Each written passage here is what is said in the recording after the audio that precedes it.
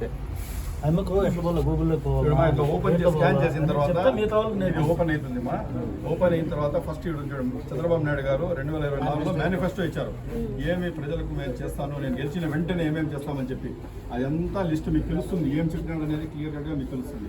దాని తర్వాత TDP bonds Chandrababu Naidu గారు, పవన్ కళ్యాణ్ గారు వీళ్ళందరూ ఏం చేశారంటే ఈ ఇంటికి 2 లక్షలు మినిమం వచ్చేటట్టు మేము ఇస్తామని చెప్పి బాండ్ల రూపంగా సంతకాలు పెట్టి ఇచ్చినారు. ఆ బాండ్ కూడా దీంట్లో మీరు చూడొచ్చు. అదేవిధంగా మన జగన్మోహన్ రెడ్డి గారు నేను ఏమేమి మేనిఫెస్టో ఇచ్చాను, ఏమేమి నేను ఇవ్వకపోయినా ఏమేమి చేశాను, మేనిఫెస్టో లేని విషయాలు కూడా ఏం చేశామనేది కూడా ఒక లిస్ట్ ఉంది, స్పీచ్ ఉంది, అది చూడొచ్చు. దాని తర్వాత చంద్రబాబు నాయుడు గారు వచ్చి కొన్ని బైట్స్ ఇచ్చాడు. నేను వచ్చేసినానంటే మీ పేదరికం వెళ్ళిపోతుంది, కరెంటు కూడా నేను తగ్గించేస్తాను, ముందు కంటే ఇంకా ఎక్కువ తగ్గించేసి మీకు మేలు చేస్తాను, కొన్ని బైట్స్ ఇచ్చాడు. అది కూడా మీరు చూడొచ్చు. ఈ విధంగా ప్రతి ఒక్కటి మీరు దీన్ని ఆన్ చేసుకుని ఇది ఓపెన్ చేయాల్సినట్టు చూడొచ్చు. మీ ఫోన్లో మీరే చూడొచ్చు. అందువల్ల ఈ స్కానర్స్ అంతా మీ దగ్గర ఇస్తున్నాము. మా వాళ్ళు వస్తారు. మీకు కొంచెం బ్యాక్ ఈరోజు రీకాలింగ్ చంద్రబాబుస్ మేనిఫెస్టోలో ప్రోగ్రాంలో భాగంగా ఈరోజు మదనపల్లి రూరల్ మండలం పొన్నెట్టిపాలెం పంచాయతీ చిప్పిలి గ్రామంలో ఈరోజు మన వైఎస్ఆర్సీపీ శ్రేణులందరూ కలిసేసి ప్రతి ఒక్కరూ ఇక్కడ వచ్చి పార్టిసిపేట్ చేసి ఈ ప్రోగ్రాంను మా సెంట్రల్ ఆఫీస్ కాల్కి భాగంగా మేము గడపకు ప్రజల దగ్గరికి పోయేసిందో అందరికీ చైతన్యవంతులు చేస్తాం. ఏమంటే ఏ రకంగా వాళ్ళు మోసపోయినారు, ఇంకా ఫర్దర్గా ఏ రకంగా వాళ్ళు మోసపోకూడదు, వాళ్ళు తిరిగి మళ్ళీ మోసపోయేదానికి చేసేదానికి వచ్చినా వాళ్ళు తిప్పి కొట్టేటట్టు ఉండాలా అనే ఉద్దేశంతో మన జగన్మోహన్ రెడ్డి చాలా క్యాల్కులేటెడ్గా ప్లాన్గా ఈ ప్రోగ్రాం ప్రవేశపెట్టడం జరిగింది. దాంట్లో భాగంగా ఈరోజు మేము కూడా దీన్ని గడపకు మన వైఎస్ఆర్సీపీ వదనపల్లి రూరల్ శ్రేణులందరూ కలిసి మేము పోతున్నాం. ఈ రకంగా ఈరోజు ముఖ్యంగా ఈరోజు చిప్పిలిలో మేము ఈ ప్రోగ్రాం చేస్తున్నాం. దీన్ని ఆనుకునే సమ్మర్ స్టోరేజ్ ట్యాంక్ ఉంది.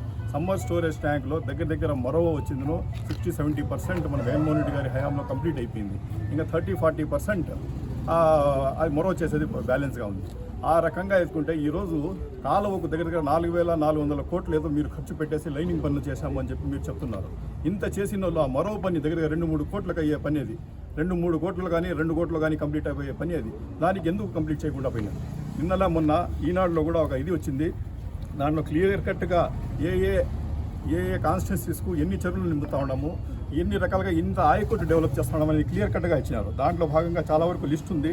దాంట్లో వచ్చిందను కదిరికి వచ్చి 27 చెరువులు నింపుతాము, 2,434 ఎకరాలు ఆయకట్టిస్తామన్నారు. అదేవిధంగా తమ్మళ్ళపల్లికి 53 చెరువులు ఇస్తామన్నారు, 3,575 ఎకరాలు ఆయకట్టిస్తాము అని చెప్పినారు.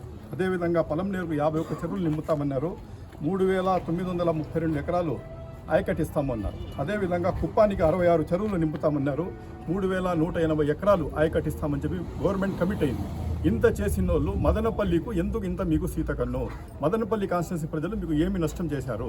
ఎందుకు మీరు మదనపల్లి మీద ఇట్లా ఒక ఇది సీతకన్ను పెట్టినారు? ఇది మాకు టోటలీ అర్థం కాకుండా ఉంది.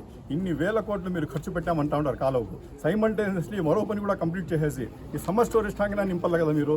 అదేవిధంగా గుట్టకిందపల్లిలో ఒక సమ్మర్ స్టోరేజ్ ట్యాంక్ ఉంది, దాన్ని కూడా అడ్డే పెట్టేశారు. ఒక్క చెరువు కూడా నింపుతామని చెప్పి మదనపల్లి కాన్స్టిట్యున్సీలో మీరు కమిట్మెంట్ ఇవ్వలేదు.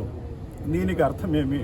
మళ్ళీ ఎంత చేసిన వాళ్ళు ఇక్కడ వచ్చి జలహారతులు ఎందుకు చేయాలా? చిప్పిలిలో ఎందుకు వచ్చి ఇక్కడ ఎగరాలా? మీరు ఏమి చేసినారని, ఏం సాధించినారని ఇక్కడ ఉండే లోకల్ నాయకులు పోయి కాన్స్టిట్యున్సీలో పోయి మన మీ హైకమాండ్లో పోయి సీఎం గారి దగ్గర కూర్చొని, ఇరిగేషన్ డిపార్ట్మెంట్ వాళ్ళ దగ్గర కూర్చొని ఖచ్చితంగా మా మదనపల్లి కాన్స్టిట్యున్సీలో చెరువులు నింపల్లా అనే ఒక ఉద్దేశంతో ముందుకు పోలే. కానీ ఎగిరే వరకైనా మీ వంతు, ఆడపై నీళ్లు తెచ్చి మీ వంతు కాదా అని మేము ప్రశ్నిస్తూ ఉన్నాం.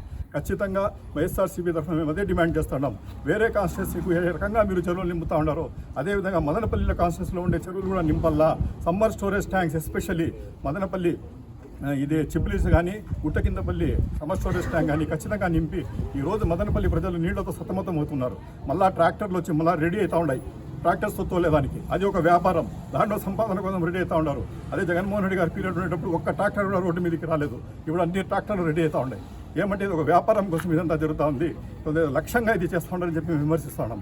కాబట్టి ఖచ్చితంగా మీరు వచ్చిందను ఈ సమ్మర్ స్టోరేజ్ ట్యాంకు కానీ 2 సమ్మర్ స్టోరేజ్ ట్యాంకు మదనపల్లి ఉండే చెరువులు కూడా నింపాలని చెప్పి డిమాండ్ చేస్తున్నాం. లేని పక్షంలో వైఎస్ఆర్సీపీ పార్టీ తరఫున మేము కూడా ధర్నాలు చేయడానికి ముందుకు పోతామని చెప్పి ఈ సందర్భంగా మనవి చేస్తున్నాం.